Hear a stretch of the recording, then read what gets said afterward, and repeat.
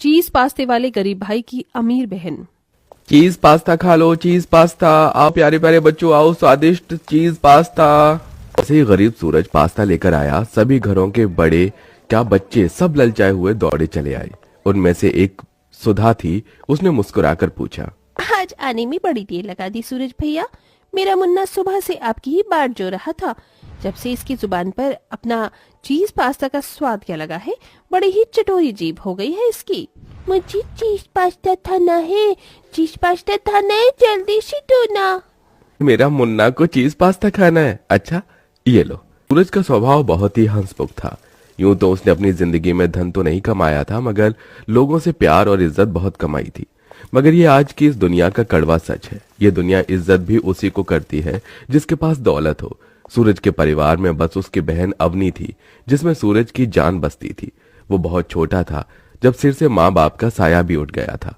ऐसे में सूरज की पढ़ाई लिखाई छूट गई और गुजारे के लिए वो चीज पास्ता बनाकर गली गली में घूमकर बेचा करता। दिन भर पास्ता बेचकर घर लौटते रास्ते में उसने भगवान का धन्यवाद दिया। भगवान की दया से आज तो सारा पास्ता बिक गया, कमाई भी अच्छी हुई है। अभी सूरज हलवाई की दुकान देखकर रुक गया। अवनी को रसमलाई कितनी भाती है, उसके लिए खरीद लेता हूँ, देखेगी तो खुश हो जाएगी। हो भाई क्या दूं? ये रसमलाई कितने की दी? 50 रुपए की पड़ेगी। अच्छा तो फिर 2 दे देना। अपनी बहन की खुशी के लिए सूरज सीधे 100 रुपए की रसमलाई खरीद लेता है, जबकि वो 1-1 रुपए भी कमाने के लिए दिन भर तपती धूप में गली गली घूमता था। जैसे ही वो घर पहुंचा तो अवनी गुस्से से भरी झोपड़ी के बाहर बैठी थी। बेटी तू घर के बाहर क्यों बैठी है? हवा खाने तो बैठी नहीं होंगी ना भैया। आपने बिजली का बिल नहीं भरा है, इसीलिए लाइट काट दी गई है और घर में एक मोमबत्ती भी नहीं है। पता नहीं कैसे गरीब भाई की बहन हूँ मैं। अवनी का ये कहना सूरज के दिल पर जा लगा। फिर भी उसने मुस्कुराकर कहा, अच्छा ये सब छोड़, ये देख मैं तेरे लिए तेरी मनपसंद रसमलाई लाया हूँ, खा ले मेरे लिए। मुंह खोल मेरी प्यारी बहन। अवनी ने जैसे ही रसमलाई खाई तो गुस्से से उसे थूक दिया। अथू! क्या हुआ बहन, रसमलाई अच्छी नहीं क्या? किस दो कौड़ी की दुकान से खरीद कर लाए हो ये? डालडे का स्वाद आ रहा है इसमें। जितने करीब तुम हो उतनी ही घटिया तुम्हारी लाई हुई मिठाई। ये कहकर अवनी पैर धमकते अंदर चली गई। यूं तो इस दुनिया में भाई बहन का बंधन सबसे अटूट होता है, मगर अवनी अपने भाई सूरज के स्वभाव से एकदम अलग थी। वो अमीरी भरी जिंदगी जीना चाहती थी। वो अपने कॉलेज में पढ़ने वाले अमीरों की देखा देखी करती, जैसे छोटे कपड़े पहनना, घूमना फिरना। बावजूद इसके सूरज खुद में ही दोष ढूंढता था। वो रात भर झोपड़ी की ओट पर बैठे रोता रहा। मैं अपनी बहन को एक अच्छी जिंदगी नहीं दे सकता। अब से मैं गली गली घूमकर नहीं बल्कि बाजार में चीज पास्ता बेचूंगा और कल बिजली का बिल भर दूंगा सबसे पहले, ताकि मेरी बहन को पढ़ने में तकलीफ न हो। वहीं वक्त गुजरता गया। सूरज पूरे दिन बाजार में खड़ा रहता और चीज पास्ता बेचता। थोड़े दिन बाद सूरज अवनी के लिए रिश्ते देखने लगा। उस दिन अवनी गुनगुनाते हुए पर्स टांगे ऊंची सैंडल में घर आई। ला। सूरज ने तस्वीर दिखाते हुए कहा, अवनी ये देख, मैंने तेरे लिए ये कुछ रिश्ते देखे हैं। ये लड़का गांव के सरकारी स्कूल में मास्टर है और एक ये दूसरा, ये बैंक में चपरासी के पद पर है। तू बस हाँ कर दे। तस्वीर देखकर अवनी ने दांत पीस लिए और बौखलाकर बोली, मुझे तुमसे यही उम्मीद थी भैया। तुम मेरे लिए ऐसा ही कोई गया गुजरा रिश्ता ढूंढोगे, मगर एक चपरासी या मामूली से स्कूटर मास्टर से मैं शादी करके अपने आगे की सारी जिंदगी गरीबी में नहीं बिताना चाहती। मैंने अपने लिए लड़का ढूंढ लिया है और उसी से शादी करूंगी। अपनी बहन के इस फैसले को सुनने के बाद भी उस गरीब भाई ने मन के गमों को होठों पर आने नहीं दिया। कौन वो खुश नसीब जिसे मेरी बहन ने चुना है? रोहित नाम है उसका, बिजनेसमैन है, नौकर चाकर है, कई कई गाड़ियां हैं उसके। घर में देखो तो पता चले भैया। तुम तो पास्ता बेचकर भी मुझे इस गरीबी के सिवा कुछ दे नहीं पाए। बस मेरी शादी अच्छे से कर देना, इतना तो कर ही सकते हो अपनी छोटी बहन के लिए।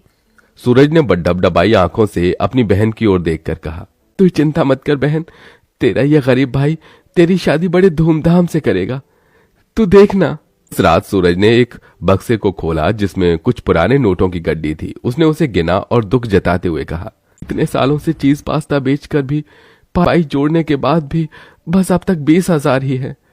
फिर सूरज कर्ज लेकर बड़ी धूमधाम से बहन की विदाई करता है। अपना बड़ा सा आलीशान ससुराल देखकर अवनी खूब इतराती है। आखिर आज मेरा सपना पूरा हो गया। आज मैं इतने अमीर घर खानदान की बहू बन गई।